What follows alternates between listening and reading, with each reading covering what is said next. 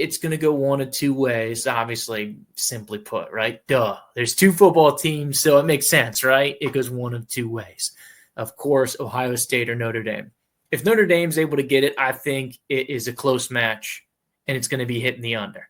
So either if you're rooting for Notre Dame or you're rooting for the under, I think those two are in the same camp. If you're rooting for the over, I think that's got to be an Ohio State victory. To me, it'd be really tough for Notre Dame to be getting into the 30s.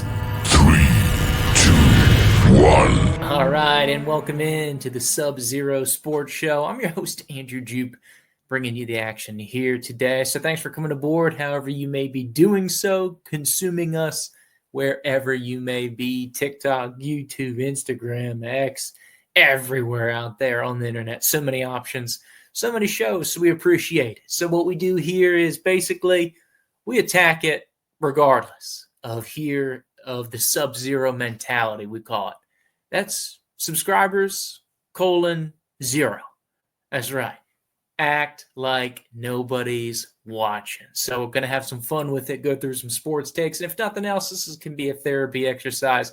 But hopefully you can learn something along the way. Or maybe you can just go ahead and shred us in the comments or tear us up on social media, because that's what it's all about. So we're all about that Sub-Zero mentality. That's right. 0 subscribers. So let's go. Big weekend into it. So it's Martin Luther King Jr. Day today. Hopefully you're watching it today. Otherwise, this may be a little dated, but appreciate you coming in. So, of course, always great to think about Martin Luther King Jr., of course, the I Have a Dream and everything that he brought to this country. So a cool little reflective day today. Always like to go back and watch the Dream speech there from the 1960s. Kind of reflective and just kind of get your mindset right. And just a good way I found to kind of honor the day. Having said that, we have a lot of freedoms in this country, and one of those is to talk sports. So let's go ahead and get to it. I think we have a lot of pressing matters, a lot of action from the weekend, especially when it comes to college ball and NFL, but then also a little preview coming up here with the national championship game. So in the college football realm.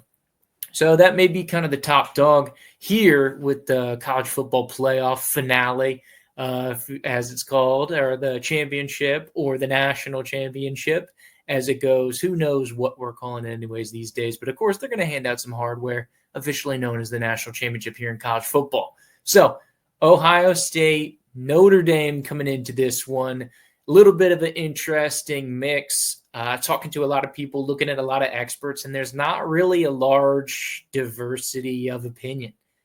And you look at this matchup, and it seems everybody or most people have a foregone conclusion that Ohio State is going to win it all. I think on paper they're the better ball club, and so that makes sense to me. So if you want to go with that rationale, I'm cool with that. You know, that's up to you, right? Make your own decisions. Take it as it will. A lot of times here, part of the Sub-Zero mentality is having more questions than we have answers. So as we get into it, I think that's one thing. Is what is your preference, or what are you looking for? Or maybe you're in the sports betting mentality and that's what you're trying to organize to see who you're rooting for, who you want to win. It seems like a pretty clear-cut, straightforward kind of situation. Like I said, a lot of people go in Ohio State. They're favored by 8.5. It started at 9.5, but the betting lines have kind of gone down. So they think it's going to be a 2-possession game in favor of Ohio State. And then the over-under sitting at 45.5. So whether you want to reverse engineer the line to fit your narrative or use your narrative to fit the line, I think they go pretty hand in hand. To me, it's going to go one of two ways, obviously, simply put, right? Duh. There's two football teams, so it makes sense, right? It goes one of two ways. Of course, Ohio State or Notre Dame. If Notre Dame's able to get it, I think it is a close match, and it's going to be hitting the under. So either if you're rooting for Notre Dame or you're rooting for the under, I think those two are in the same camp. If you're rooting for the over, I think that's got to be an Ohio State victory. To me, it'd be really tough for Notre Dame to be getting into the 30s. Because no offense for Notre Dame, but both these teams have fantastic defenses. You look at the spread and you try to draw out the metrics. These are basically 1 and 2 in the nation. You talk about points against, you talk about yards passing. There's a reason why these teams in the championship, and just like the old adage says, defense wins championships, right? I think Ohio State, Buckeyes are the perennial favorite. If anybody's going to kind of pull away, to me, that's what the game would be, is Ohio State. I think if they were to get the win, if they were to win the national championship, you look at the recipe for success. They want to get on Notre Dame early. They want to hit the wide receivers, get the backs going out of the backfield in the passing game. And then once Notre Dame is concerned about the passing game and really having to emphasize that, if they can overcome that defensive game plan that Coach Freeman and everybody at Notre Dame has put together, then I think you can incorporate the run game, and then they can start to get a little more, or not maybe necessarily a little more adventurous, but they can be adventurous for the big plays. And I think that would lead to a scenario where Ohio State pulls away. So, kind of going back to the over-under, what is it? I want to check my numbers. Yeah, 45.5, right? You could see that, or I could see it as like a 38-10 situation, 34-14, them kind of going away 2, 3, maybe even 4 possessions and really kind of shutting Notre Dame down for Ohio State, just how dangerous they are offensively. Obviously, we know both teams have a really good defense. Like we said, that's why we're here. On the other side, Notre Dame, kind of going back to it, realistically, if they're going to win, it feels like a 24-14 game, 24-10. That would give you the under 34 points scored, or 24-17, I think could be kind of a realistic score line. That'd get you to that 41, once again, hitting the under. But it just feels like they are definitely the perennial underdog. So I figured that archetype fits really well. Highly outrated and all the metrics and everything. And I think the money line and everything that you would kind of put into it, recent pedigree, right? Big games, successes here, would be Ohio State. And so on the other side, it's Notre Dame. Okay, can you make this one scrappy? Can you make it defensive? Can you make it a grinded out game? Can you stay on schedule with your first and second downs especially? And then having done that, you're going to need your Riley Leonard quarterback. You're going to need him, the 3-year Duke man, to shine out here his senior season here for Notre Dame. And he's going to have to play really well. That doesn't necessarily mean he's going to need 4 touchdowns, but he's probably going to need 75 rushing yards. He's going to have to convert some tough scenarios. He's probably going to have to be 75+% completion. Stuff really kind of high bar set for him. No mistakes. They got to limit the turnovers. They have to play kind of that miracle on ice, right? Play the perfect game in order to beat Ohio State. Realistically, if these teams played 15 times, Notre Dame probably wins 2, maybe 5. But that's why you have Ohio State as kind of the perennial favorite. Of course, with the pass rush, like we said, Ohio State, if they get a 2-score lead, especially a 2-score lead in the second half, it's going to be real tough for Notre Dame to get back in this game. Dial up the pass rush as they do, and they're just going to keep on trucking. Having said that, we'll see if Notre Dame can muddy it up, can give some help with the wide receivers. Almost, hey, are you going to run? Ohio State, are you going to run first? Almost like giving it to them. You think about an explosive passing team, we'll just give you the run, and then we will shut you down in the passing game. We're going to give you some help with Smith, right? This year's Marvin Harrison Jr. You think about what they did last year, a lot of cover 2 and then man underneath. I'm not sure if they're going to play it the same way, but basically you got to have people to prevent the big plays. You got to shut them down in the passing game because they want to pass first and they want to take care of business. Lean on the strength of your defense, see if you can get rocking and rolling. So kind of be the recipe of success, how I kind of see it playing out. If it's low scoring, I think Notre Dame wins this one. If it's high scoring, I don't think Notre Dame can keep up with Ohio State, and I think that lends itself to Ohio State victory. If we're making picks, which we're going to get to a little later, I guess we'll do a pick segment. I think I'm going to go with Notre Dame, though. It defies logic, but there's something special against Notre Dame, and then there's just too much. Sometimes when there's too much one way, it's just like a reverse wave. You think about the crest of the wave, and when it crashes down, there's the damage, but then there's always the backwash, right? There's always the ripping out the tide, counter the undercurrent, as you will, or rip current, something like that. There's always something that kind of plays back. It seems like there's such a massive amount of that Ohio State Buckeye wave that something else is on the other side. And so it may go against all the metrics, but I'm liking Notre Dame. There's something intangible here that I'm rocking with. And so as we'll see later on, who's right? But ultimately, I'm liking Notre Dame, but it's going to take a lot. They're going to have to be really sharp. Having said that, that's what they've been all college football playoff, right? Situational football, they've been smart.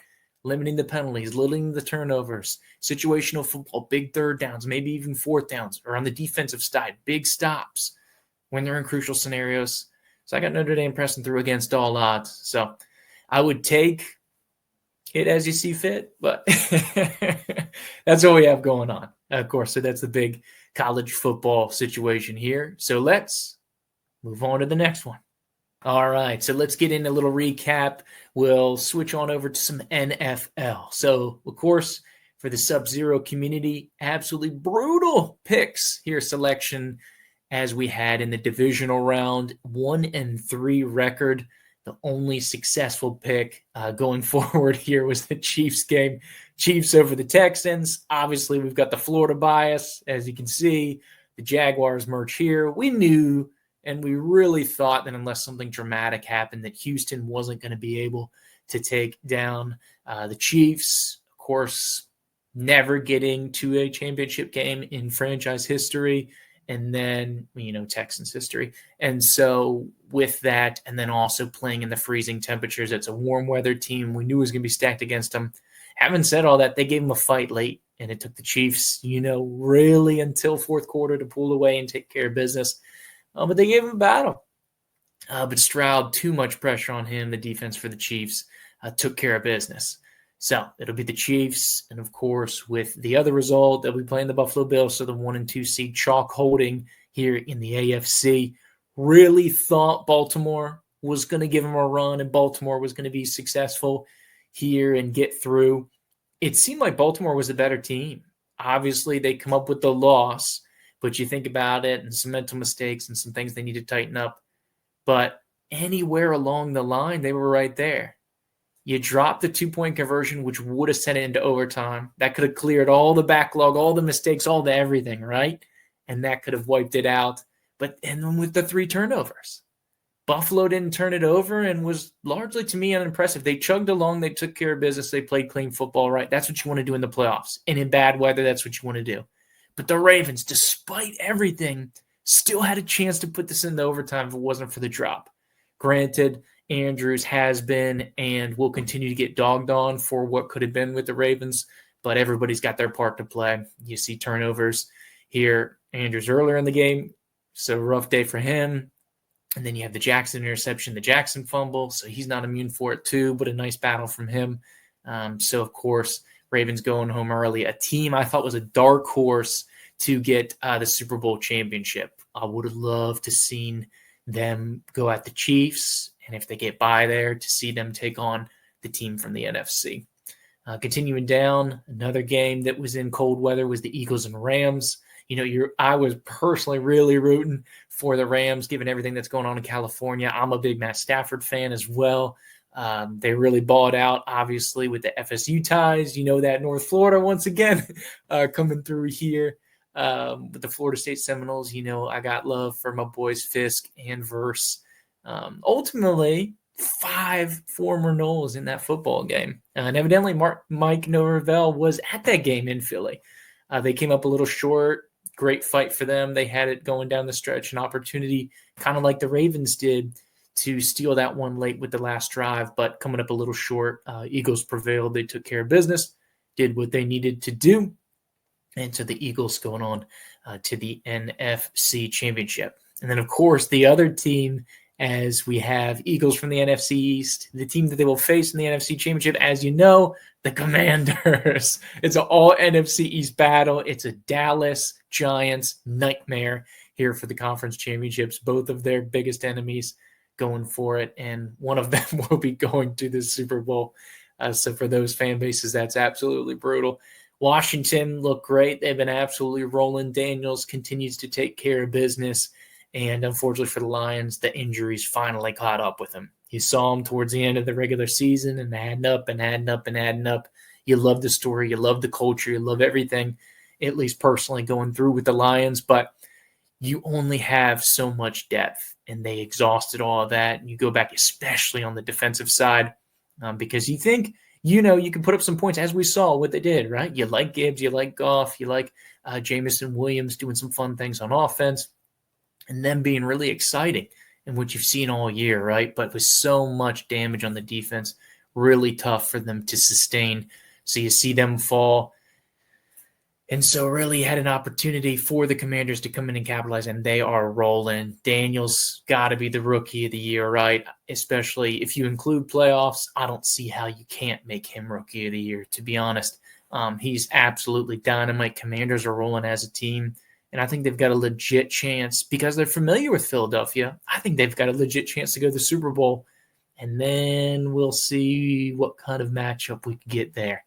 So that'll be exciting, but the NFL action kind of going forward. Some storylines coming out of it. Once again, Mahomes and Allen going to battle for it. Those are the two romances for the league, right, in the AFC. And over on the AFC, well, I guess still in the AFC here, Lamar Jackson once again going to get added on, and he's going to get a lot of flack, once again for falling short here in the playoffs. Post-game, I've been hearing some heat, have not watched it in its entirety.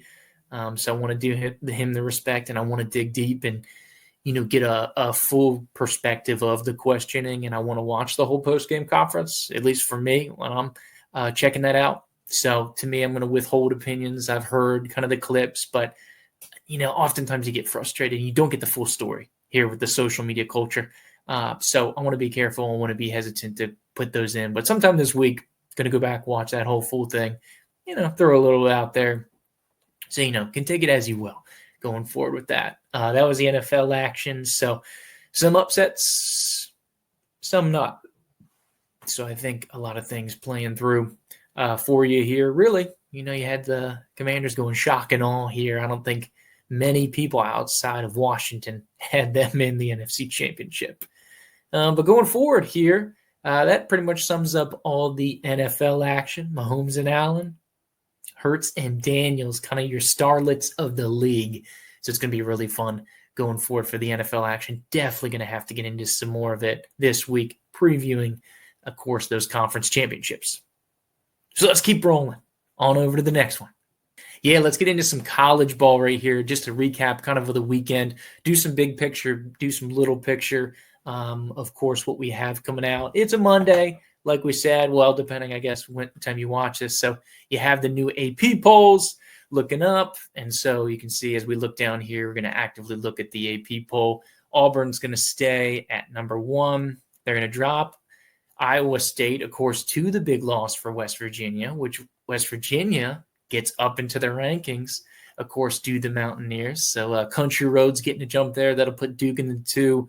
A lot of people have Duke wanting to be 1. That thing will kind of play itself out. More big moves. Houston up 3 as they were able to survive UCF. Michigan State up 4. Kentucky down 1. They lost to Alabama. But, of course, Alabama's beast, so can't fault them much for that. Marquette took an L versus Xavier at home. So they dropped 3 spots. Purdue with a big win on the road at Oregon. So they're going to jump up to 11. Kansas drops, Texas A&M drops, Oregon drops, all losses. Big jumpers. Ole Miss up, big week, even though they lost to, of course, Mississippi State. Of course, the win versus Alabama is why they're jumping up. So you kind of go back and forth, even though they dropped and got the L in the Egg Bowl. Illinois up a couple spots despite losing to Michigan State. Big win against Indiana early in the week. And then Wisconsin, some big movement. They're up 6-18. Memphis dropping. Teams dropping out. Baylor really dropped the ball versus TCU. And so they've been dropped out of the top 25. And that's kind of your movements here. Michigan will drop 1 just with the movement around them. UConn, they did not like the loss to Creighton. So UConn will drop to number 19. So that's kind of how the AP poll is looking. Illinois kind of hanging around. They're a team to watch kind of as a subplot. I think they're underrated. They are fun and they're getting healthy, which makes them dangerous. But they're very interesting. You look at the top 25, things that stick out. Creighton over UConn. Houston got all they could handle for UCF. Georgia, real good chance to take down Auburn. Georgia's going to be a pretty middle of the pack, that 5, 6, 7 seed maybe, depending how they figure out conference play. Not a big fan of their new home court. That's something on the side. So if you get a chance, check out those home court pictures. Kansas took care of Kansas State. Xavier taking down Marquette. Those were games from Saturday, so we'll go through some more top 25 games. Of course, Illinois losing to Michigan. Both those teams are ranked. Michigan State. Michigan just barely squeaking out Northwestern in overtime. Memphis taking care of Charlotte, and TCU taking down 25 Baylor. So as we kind of zoom in, that's one of the things I like focusing on. Northwestern gave Michigan all they can handle. Northwestern's a sleeper team. Hunger's getting healthy. Martinelli is an absolute baller. And if not with some poor free throws down the stretch, they probably should have beat Michigan on the road there, which would have been, I think, only the second time ever when Michigan was ranked at Michigan. So Northwestern, I feel, is a team that's going to get in, but they're going to have to get some wins in conference. They've been heating up a little bit. They had the big overtime victory against Maryland. Of course, Martinelli with the big game-winning shot. The sparkling cider man, as I like to call him, number 2 for Northwestern. They're a good ball club. They're clean. They play hungry. They play together. And they are a little bit of slow and kind of, screech and halt, which stylistically gives a lot of teams trouble. So that kind of limits them. If they do get a big deficit, it's really tough for them unless they're shooting the lights out to come back. But I like Northwestern, and they feel like a dangerous 10 team if they can pick up some wins, enough wins in conference to get them in. The strength of schedule will help them out, and I think they're pretty good in the rankings. They look to be getting healthier and better as the year progresses. This would have been a really big earmark game for them to take down Michigan, especially on the road. Would have been a great quad 1 win for them, but I think they're still rolling. More storylines. I'm seeing some rumors here of Duke going undefeated here in the ACC play. No way they go 20-0. I think even coming up against Wake, they have to play Wake twice, home and away. They have to play UNC still twice, home and away, and they have to travel to Clemson. I think at least one of those 5 games is going to get them. There may be a surprise somewhere else. It's just too tough in the modern game, and I know they are the kings of the ACC on the men's side, but there's just too much of a gap. Too much of a gap going for me. Other things going on in the NCAA world as we take it to a local front. Great week for our local teams. Our local teams went undefeated 4-0. So, of course, Florida State, men and women, taking care of business. FAMU, men and women, taking care of business. Both win. FAMU swept Arkansas, Pine Bluff, absolutely rolled them. Florida State, the guys taking care of Georgia Tech, and then the women taking care of Miami handily. And in the process, of course, shout out, we have a big moment here for FSU. So, of course, had the announcement, as we can try to get it pulled up here. Would love to get the screenshot there from FSU Women's Hoops, but Michaela Timpson now has the career record for double-doubles. Absolute beast. So good for her. Michaela Timpson, record-setting performance for her career. Another double-double with a big win against Miami. FSU been dominant of Miami here. So great for them to see down here. Like we said, both of our local teams. We talked about how we had a pretty successful weekend of picks. And in the women's game, 3-0 in the women's game. Got the Coastal game correct. Unfortunately, they fell, of course, but then our local teams coming through here big. So another area of conversation as we're going through, back to our local Knowles. Knowles rolling on the men's side, starting to round in form. You start to see it. The women's, we feel like, is one of the upper ones here in the ACC. So feel good about the women's team. Men's team, little dicey about, but they're coming around. And I'm liking how they're evolving. Ewan's a baller. Bull Bowen has really kind of been balling out as well lately. And they've got an opportunity. A couple games on the road. I know they're flying out to Cali. They'll have Stanford in California. But going forward, they come back then with a middle-of-the-pack team against Virginia Tech. If they can pick up 2 or 3, or maybe even 3 or 3, which isn't unrealistic, they could be sitting pretty in the conference and really be fighting for that second or third tier. I think it's Duke all by themselves. Then you drop down and you probably have Clemson, Wake Forest, NC State, and kind of that next group. And then kind of that group 3, I think Florida State at the bottom. With the other teams that you see kind of in the standings, but able to kind of jostle in there. So we'll see as we go forward throughout the mix here today. But that'll pretty much sum it up for the college basketball stuff. I'm trying to see if we have any kind of cool stuff on the schedule or anything just kind of going around. Shout out to women's basketball. Talk about a new 4-year deal. Dawn Staley for South Carolina. As she goes into, I think it's year 14 or 15 at South Carolina, put together a great program, 2 national championships, big deal. She's now the highest paid coach. I think it's like 4-year with incentives, $25.5 million payday. I really respect kind of how she goes about her coaching process, and really cool.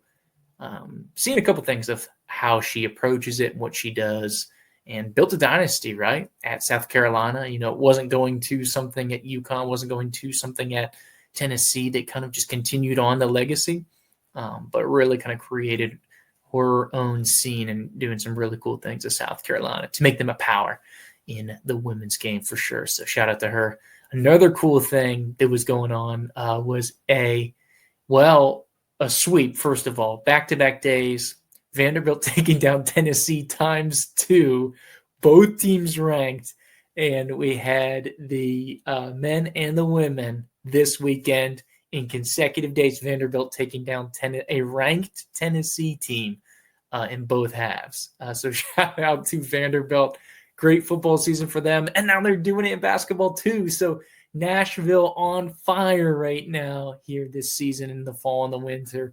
Big things coming for Vanderbilt. Maybe the NIL era is helping these smart schools, these medical schools, these private schools that have maybe been on the bottom side kind of help rise up. So shout out to them as they go forward, and big Vanderbilt time if you're a Commodore faithful.